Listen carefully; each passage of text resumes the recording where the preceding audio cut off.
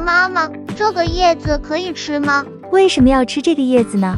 因为它有苹果味，让我想要咬它。可是妈妈怎么觉得它是柠檬味呢？太神奇了，竟然有2种味道。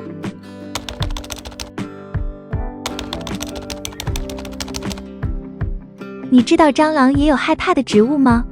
你知道养一盆植物可以驱虫驱蚊吗？春天到来，万物复苏，带来一片生机盎然的同时，也带来了蚊虫和讨厌的蟑螂。如果我们养一盆植物，可以有效驱虫驱蚊，甚至对蟑螂也有一定的防御效果，那是不是很让人心动呢？大家好，这里是花花世界的频道，花花干啥啥不行，养多肉第2名。今天介绍一种轻轻一碰就散发清香的植物。这种植物脾气特别大，只要你触碰到它的叶片，它就会散发出一股类似苹果味的香气进行反击。不过它的这种反击方法深受花友们的喜爱，甚至手上还会残留着淡淡的清香。有些花友说它散发着甜甜的苹果香气，也有花友说它的香气像是薄荷香，或者是淡淡的柠檬香气。总之闻起来会让人非常舒服，很适合养在家里。它就是曾经火爆日本的碰碰香。今天花花就给大家介绍一下养护技巧，希望大家趁现在养护起来，到有蚊虫的时候养成一大盆，更好的发挥驱蚊驱虫的功效，让大家少一点烦恼。一起来了解一下吧。养碰碰香的好处。碰碰香的叶片比较肥厚，常年都是翠绿鲜亮的色彩，富有浓浓的生机活力。把碰碰香养在家里面，可以增添一份绿色，给室内带来一份朝气。每天观赏一会儿碰碰香，还能缓解视力疲劳，起到保护视力的效果。碰碰香的叶片具有吸附灰尘、净化空气的效果，可以改善空气的质量，让室内空气时刻保持新鲜自然，有利于人们的身心健康。若是在新房里面摆放一盆碰碰香，还能清除室内的甲醛。碰碰香散发出来的独特气味，可以起到驱赶蚊虫的效果。只要在家里养上一盆碰碰香，夏天就少了一些遭受蚊虫的叮咬，过一个舒适凉爽的夏天。碰碰香的叶片还可以用来食用，无论炒菜还是煲汤都非常美味。除了食用以外，还可以用来泡茶，每天喝上一杯碰碰香茶水，可以起到清热解毒的效果。如何养护碰碰香？第一点，选择适宜生长的土壤。在家养护碰碰香非常重要的一点就是选择适宜它生长的土壤，这样才能让碰碰香更好的生长，散发出更加清香的味道。碰碰香的适应能力还是比较强的，但是它对土壤的要求相对较高一些，非常怕因为积水而导致根系腐烂，所以我们在选择土壤的时候一定要保证疏松透气和排水性良好。其实碰碰香和多肉一样，都喜欢较为干燥、排水性和透气性良好的土壤，所以我们可以直接用多肉营养土来养护碰碰香，或者自己把营养丰富的腐叶土和一些颗粒土混合起来，这样也可以很好的养护碰碰香。